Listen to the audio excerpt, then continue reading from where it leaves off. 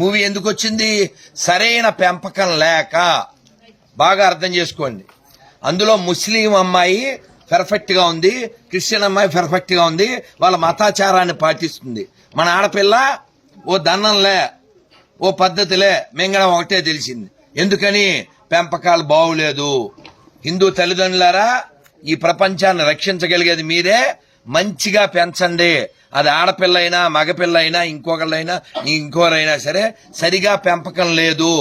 ప్రతి ముస్లిము వాళ్ళ పిల్లలకి చిన్నప్పటి నుంచి వాళ్ళ మతం ఏమిటో చెబుతాడు, ప్రతి క్రిస్టియను చెబుతాడు. కావాలంటే చెక్ చేసుకోండి.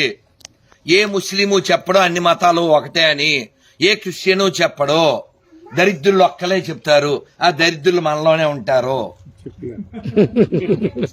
మీరు ఆ దరిద్రుల్లో లేరని నేను భావిస్తున్నాను. మళ్ళీ మళ్ళీ అడుగుతున్నా, 5,000 సమానమా? కాదు. చెప్పరా పవనం, 5,000 సమానమా? కాదు. గుళ్ళో నంది ఊళ్ళో పంది సమానమా? కాదు. మన అమ్మ షాపులో బొమ్మ సమానమా? కాదు. అన్ని మతాల సమానమా? కాదు. ఇంకా ఆపండ్రా. అబద్ధాలు చెప్పి చెప్పి 70 ఏళ్లు సంకనాగిపోయింది దేశం, ధర్మం. ఇంకా చాలు. అందుకని పిల్లలకి చెప్పండి, ఇదిగో దీన్ని గుడి అంటారు, ఇక్కడ అన్నదానం జరుగుతుంది, గోసేవ జరుగుతుంది, ప్రశాంతత దొరుకుతుంది. ఏ దేశం మీద దాడి చేయమని ఏ గుళ్ళోనూ చెప్పరు. అందుకే దీన్ని దేవాలయం అంటారు అని చెప్పండి. ఇదిగో ఇది మసీదు, మన దేశానికి సంబంధం లేదు కానీ ఇక్కడికి వచ్చింది. ఇదిగో చర్చి, మన దేశానికి సంబంధం లేదు ఇక్కడికి వచ్చింది. కానీ ఈ మసీదుకి వెళ్లేవాళ్ళు, చర్చికి వెళ్లేవాళ్ళు వాళ్ళ పూర్వీకులంతా ఇక్కడి వాళ్లే. బయట వాళ్ళు ఎవరో వచ్చి వాళ్ళని పుట్టించలేదు. కాబట్టి మీరు రంజాన్ వచ్చినప్పుడు, బక్రీద్ వచ్చినప్పుడు ఈద్ ముబారక్ అని ఈదీకి వెళ్ళి చెప్పక్కర్లేదు. అర్థమవుతుందా? మీకు ఎవరైనా ఒక ముస్లిం ఎవరైనా వచ్చి హ్యాపీ సంక్రాంతి చెప్పారా? హ్యాపీ ఉగాది చెప్పారా? మీరు ఎందుకు సంకనాగుతారు? మీకెవరైనా క్రిస్టియన్ వచ్చి ఉగాది శుభాకాంక్షలు, సంక్రాంతి శుభాకాంక్షలు చెప్పారా? లేదు. మరి నువ్వెందుకురా కేక్ కోసం బోకులా వెళ్ళిపోతావు మెర్రీ క్రిస్మస్ అని? మారవలసింది వాళ్ళ మనమా? మనం. మాట్లాడాల్సింది మనమా కాదా? మనం. ఆలోచించాల్సింది మనమా కాదా?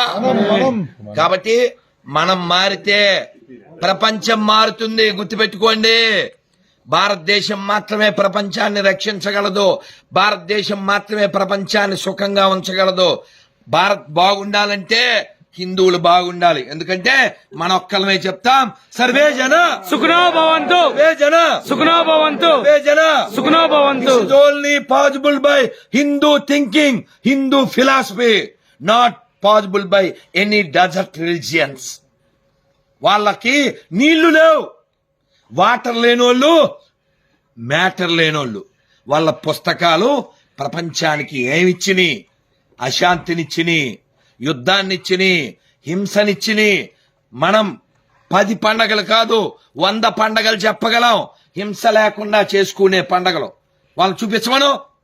వాళ్ళకు ఉండే 2 పండగలో 3 పండగలో రక్తపాతం లేకుండా పండగలు చేసుకోలేరు. వాళ్ళు మనకు ఉపన్యాసాలు ఇచ్చేదా? నువ్వు సిగ్గు లేకుండా ఫ్లైంగ్ కిస్సులు ఇస్తావా?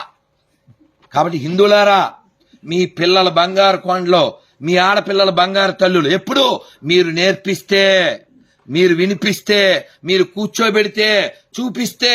అరే లక్ష్మణుడు సీతాదేవిని ఆభరణాలు గుర్తుపట్టమంటే, అన్నయ్య ఇవి నాకు తెలియదు, నాహం జానామి అన్నాడు.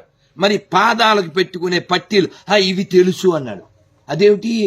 భుజకీర్తులు తెలియదు, మెడలోవి తెలియదు, పాదాలు ఎలా తెలుసు అంటే, నేను రోజు వదిన గారి పాదాలకు దండం పెడతాను. ఇది మన కల్చర్, ఇది మన సాంప్రదాయం. జై శ్రీరామ్, జై శ్రీరామ్. అంతేగాని ఎవరిదో అన్న ఎత్తుకొచ్చేసాయి వాడేసుకో, విగ్రహారాధన చేసేవాళ్ళని చంపి, అదేం మతం? వాళ్ళు ఏం దేవుళ్ళు? ప్రపంచంలో ఎక్కడైనా గుళ్ళు కూలగొట్టి కట్టినటువంటి మసీదులు ఉన్నాయి, కానీ మసీదు మీద కట్టిన గుడి ఒకటి ఉండదు. ఇది చాలదా? ప్రపంచానికి సనాతన ధర్మం ఎంత ముఖ్యమో అలాగే ఇండోనేషియాలో, అమెరికాలో, జపాన్లో, సౌత్ ఆఫ్రికాలో, జర్మనీలో ఎక్కడెక్కడో మనకి సంబంధించిన ఆనవాళ్లు దొరుకుతాయి. వాళ్ళ దేశాల్లో కూడా వాళ్ళకి ఎవిడెన్స్ లేవు. ఎవిడెన్స్ లేని మతాలు మనకు అవసరమా? లేదు. ఎపిక్స్ లేని మతాలు మనకు అవసరమా? లేదు. ఎథిక్స్ లేని మతాలు మనకు అవసరమా? వద్దు. వాటర్ లేని మతాలు మనకు అవసరమా? వద్దు. అరే కడుక్కోవడానికి నీళ్ళు లేని వాళ్ళు మనకేందిరా చెప్పేది? అన్నం లేని వాళ్ళు మనకేందిరా చెప్పేది? గుడ్డ కట్టుకోవడం రాని వాళ్ళు మనకేంటిరా చెప్పేది? ప్రపంచానికి చెప్పాల్సింది మనము, ప్రపంచానికి నేర్పించాల్సింది మనము. ఒకప్పుడు మనం నేర్పించాం.